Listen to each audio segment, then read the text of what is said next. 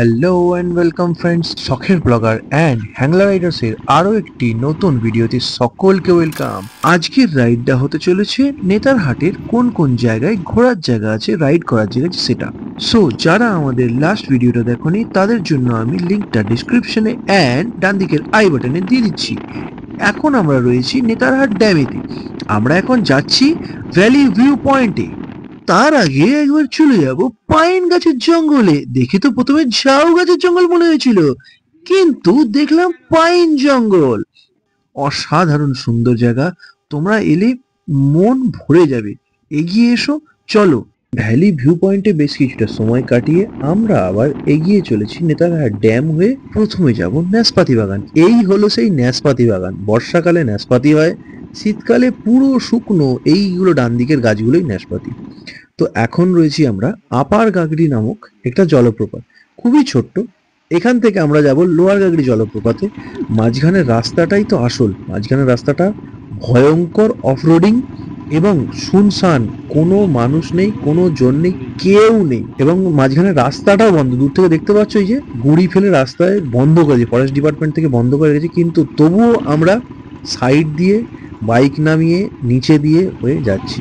একটুখানি এগিয়ে যেতেই আমার পিছনের রাইডার বলল সামনে কাউকে দেখতে পাওয়া যাচ্ছিল।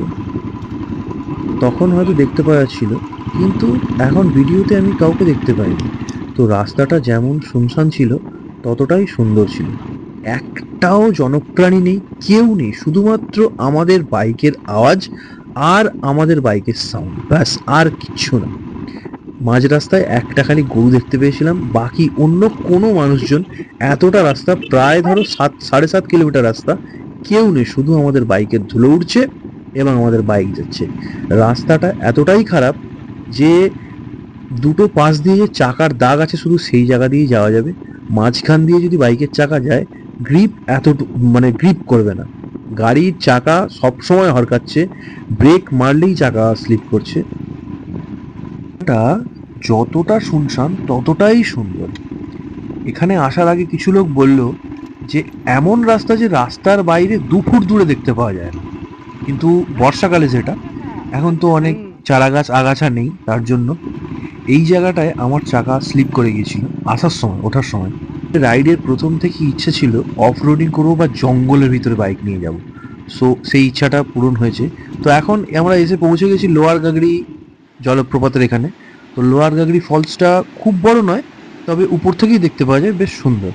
তো লোয়ার গাগড়ি ফলস দেখে আমরা এবার নেতারহাটকে বিদায় জানিয়ে আমরা আস্তে আস্তে নামছি। এবার পাহাড় থেকে নেমে যাচ্ছি। পাহাড়ে ওঠা যতটা মজার, নামাটাও ঠিক ততটাই বেশ ভালো, কিন্তু বাইকের ইঞ্জিন ব্রেকিং করে এতে নামতে হয়। শুধু ব্রেক ধরলে ব্রেক গরম হয়ে যেতে পারে।